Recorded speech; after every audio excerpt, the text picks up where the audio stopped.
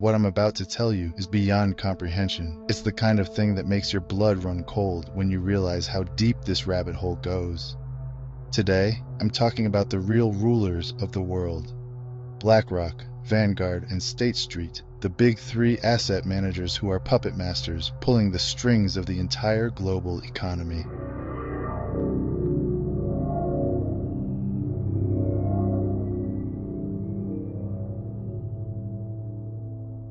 Welcome to the shadow economy. BlackRock controls $10.6 trillion in assets. You heard me right, trillions. That's more than half the GDP of the entire United States, folks. This isn't just a big company. This is a super entity, a shadowy colossus, operating behind the scenes. And I'm telling you right now, it's not your money they're controlling, it's your lives. You might think, just investing money, right? It's not like they own it. Wrong.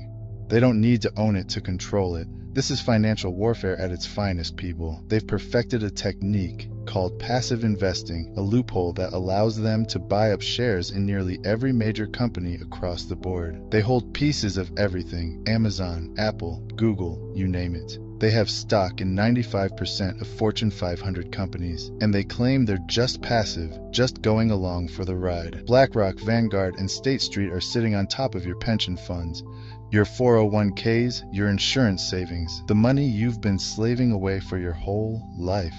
They're holding it, they're using it, and you get zero say in what they do with it. It's like a pyramid scheme, but worse, because this time, the pyramid is the entire financial system. They use these index funds and ETFs to buy small stakes in every company, which might sound harmless, but here's the kicker. When you own 5% of a company and everyone else owns fractions of a percent, you're the biggest player at the table. And guess what? The votes, they get the votes. Your retirement savings are the bargaining chips for BlackRock's power plays.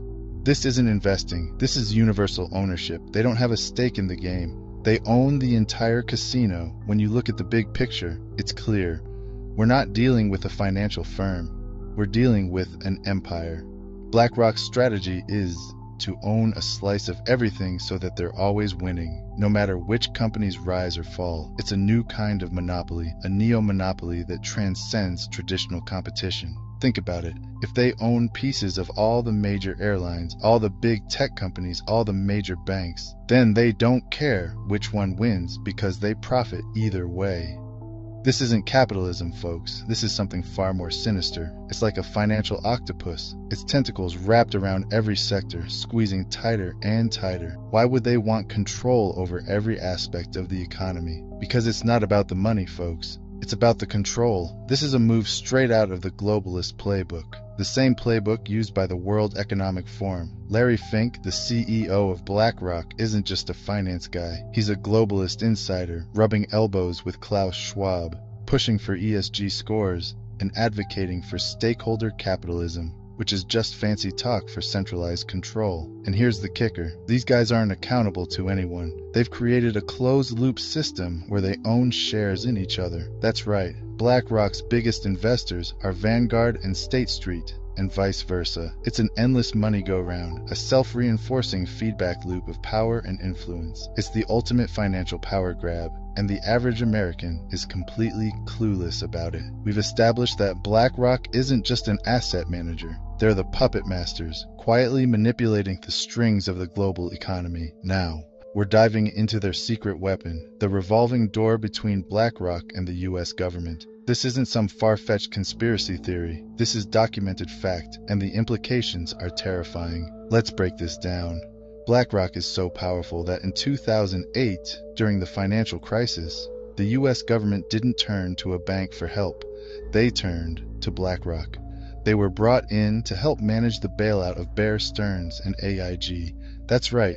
Instead of being regulated like the mega banks they overshadow, they were invited to play the role of savior. And do you know what happens when you become the go-to fixer for financial disasters? You get access, folks. You get influence. Larry Fink, the head honcho of BlackRock, didn't just stop at helping with the bailout. He started planting his people in high-level positions across the government. There's a revolving door spinning at warp speed between BlackRock, the Treasury Department, the Federal Reserve, and even the White House.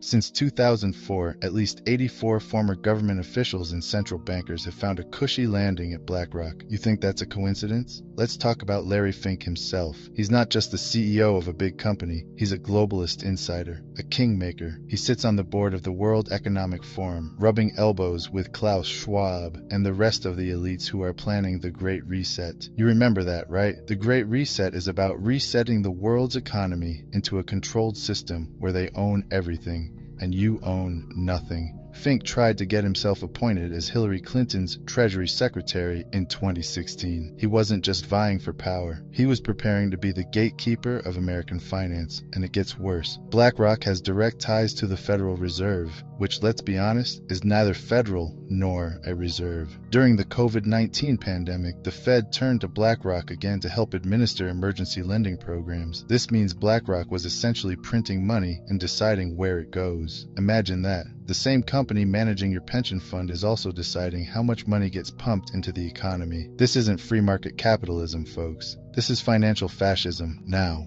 Here's the part that should really get your blood boiling. In 2008, after they played a central role in managing the bailout, Congress realized that these asset managers were too big to fail. They wanted to regulate them like banks because they control more money than any bank on earth. But what did BlackRock do? They doubled their lobbying spending and ran a super targeted ad campaign in Washington, D.C., pushing back against any attempts to regulate them. And here's the kicker. BlackRock gets to self-certify their compliance with passive investment rules. That's right. They get to audit themselves. It's like giving a thief the keys to the bank and telling him to guard the vault. They submit letters every year declaring they're passive investors and don't need to be regulated like banks. It's a legal loophole, folks, and they're exploiting it to the max. It's financial anarchy, and they're the ones making the rules.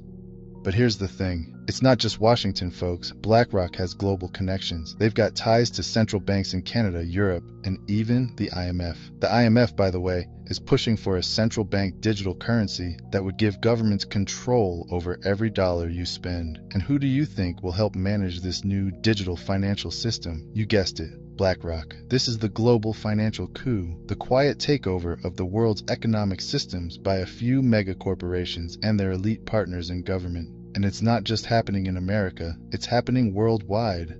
BlackRock isn't just a company, it's a globalist tool, a financial weapon being used to shape the future without your consent. BlackRock owns a piece of Amazon, Google, and Facebook, and these companies own the digital infrastructure we all rely on. They control what you see, what you hear, and how you interact online. It's the perfect storm for total control. And they've got their tentacles in everything: airlines, banks, tech companies, and even the food you eat. But what's the real cost of all this control? How does it impact you, the average American who's just trying to make ends meet? Let's dig into the great squeeze, a financial stranglehold that's bleeding us dry. The squeeze on wages and prices.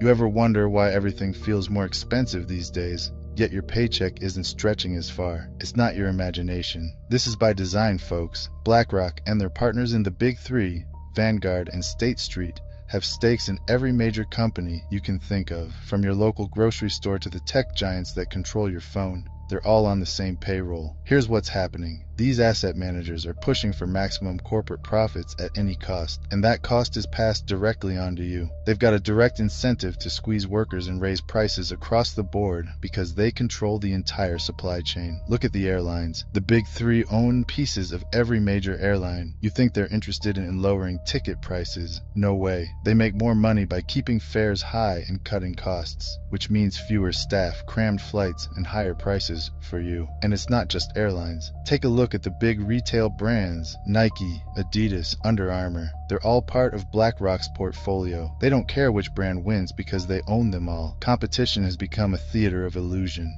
a fake battle where no matter who you choose, the profits end up in the same place. It's a neo-monopoly, a new form of monopoly where companies don't need to merge because they're already controlled by the same puppet masters. Back in the day, owning shares meant having a voice. You could vote on corporate decisions, hold executives accountable, and actually have a say in the direction of a company. That's been erased, folks. Today, BlackRock and the other asset managers have consolidated that power. Your 401k, your pension fund, it's all just fuel for their voting power. And what do they vote for? More executive bonuses, more stock buybacks, and less money going into the pockets of hardworking Americans. Let's talk about stock buybacks for a second. This is where companies use their profits to buy back their own shares instead of reinvesting in the business or raising wages. It's a way to artificially inflate stock prices, making the rich even richer while regular employees get left in the dust. And who's cheering this on from the sidelines? BlackRock, because higher stock prices mean higher management fees and bigger profits for them. This is a rigged game, folks, and the house always wins. Here's where it gets even darker. Universal ownership isn't just about holding shares in every company. It's about creating a network of control that eliminates real competition. BlackRock's strategy isn't to bet on the winning horse, it's to own the entire racetrack. They hold major stakes in all the big players in every sector: tech, retail, banking, airlines, energy. It's a web of influence so extensive that it's nearly impossible for any outsider to compete. Think about this. If BlackRock owns significant shares in both Nike and Adidas, why would they want these companies to engage in a price war? They wouldn't. It's better for their bottom line if the companies keep prices high and split the market.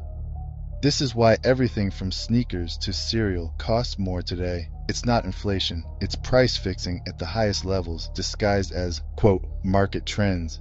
And now we get to the end game, folks. This isn't just about profits. This is about control, plain and simple. BlackRock isn't just managing money. They're shaping policy, influence over the Federal Reserve, the IMF, and the World Economic Forum. Puts them in the driver's seat of the global financial system. They're pushing for things like central bank digital currencies, CBDCs, which would give the government total control over your money. You step out of line, they freeze your account. This is the financial equivalent of the Patriot Act, giving them complete surveillance over your spending. Larry Fink has been vocal about stakeholder capitalism, which sounds nice on paper, but is just a Trojan horse for centralized economic control. It's the same ideology behind the Great Reset. You will own nothing, and you will be happy.